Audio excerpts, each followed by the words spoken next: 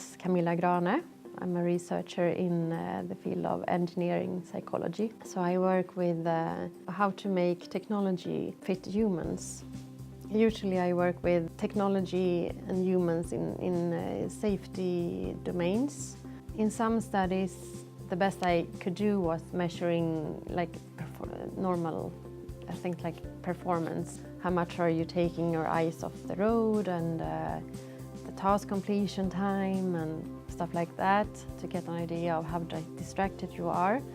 But I didn't have an objective measure for example, mental workload. My research subject is product innovation. How do we come up with new ideas? How do we develop them?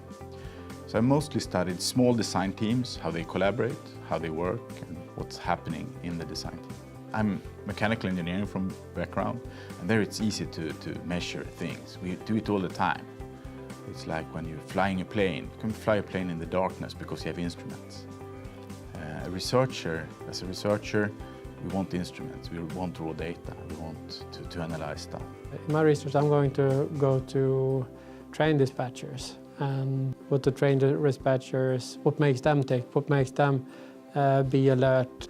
We're going to use simulators, so we can simulate events. We're going to have the equipment on them, and we will test whether, say, experienced dispatchers react in a different way than newbies. We have used video analysis for maybe since early 2000, and we used it to understand the teams, how they communicate. And we also use motion coding, but we did it manually, and it took an awful lot of time. So one of the things that was a big problem was to synchronize everything. We tried to use this sort of a clap to synchronize everything, and we had to synchronize all the channels. And it was quite tricky, and it was quite messy to get everything working at the same place. I have collected like biometric data before, but it was very difficult to get it synced with the other data. That was one of the main things that I thought very important when we were going to buy the equipment for the Depict Lab, that you got data that is synced in one system, so you can press record, everything records, and afterwards you know that it's synced.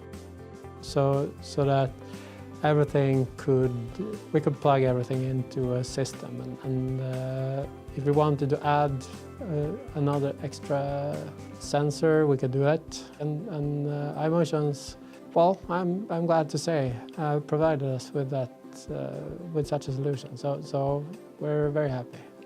We were quite small, a research area here at LTU that were working with human behavior issues. And now it feels like everyone is interested in that, and I think it's great.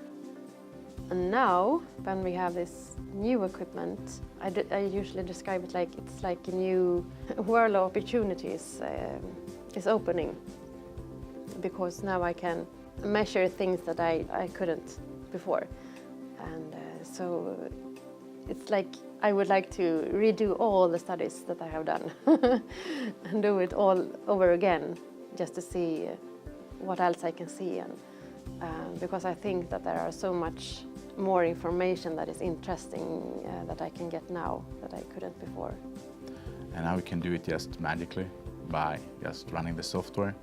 So it has really changed how we can do studies, because before a study could take 5 minutes to do and 2 weeks to analyze.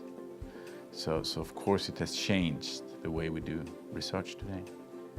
In my field, I'm positive that this is the way research is going. By triangulating what with a survey or with an interview and with biometric research, I think we can get more confidence in the results. I'm foreseeing that this will be much more sought for also by the research community, so that if you have that kind of confidence in what you're saying, you will have an easier time getting published and getting your results through the general noise. I'm positive about that.